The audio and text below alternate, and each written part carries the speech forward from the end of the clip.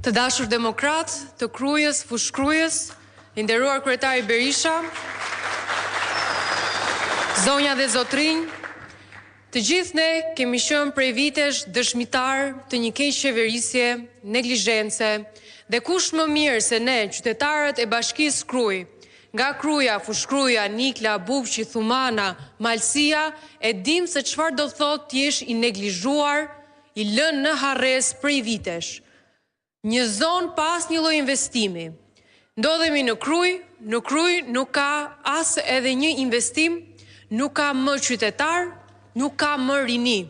Gjitha këto arsye për të mbledhur, për të qenë këtu së bashku, për të organizuar dhe mobilizuar, për të bërë të mundur që të jemi në çdo protest përballë kësaj qeverie, për ta treguar se mjaft është mjaft dhe se ne nuk do t'i tolerojmë. Rezultati ynë i fundit në zgjedhjet e 2025-s e tregoi se pas kaq shumë vitesh përbuzje, neglizhence dhe keq qeverisje, të gjithë ne së bashku, kandidatët, qytetarët dhe strukturat, të cilët i falenderoj dhe u jam mirënjohëse, votuan Partinë Demokratike, kandidatët e saj dhe sollën augurin e ri, augurin e fitores për Partinë Demokratike në Bashkinë Krujë.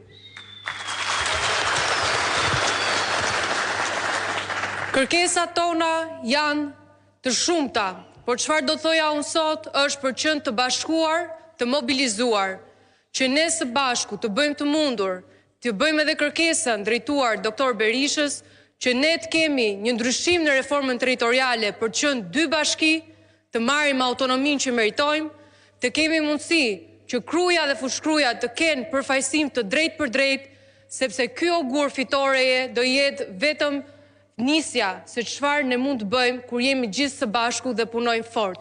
Ju falenderoj të gjithëve, falenderoj për këtë takim të mrekullueshëm dhe uroj fitoren për bashkinë tonë dhe sidomos për Partinë Demokratike dhe Demokratët, cilët këtu nga ky vend janë për zënë. Faleminderit. Faleminderit. Andja ftoj në podium për një fjalë përshëndetëse Aulon Kalan.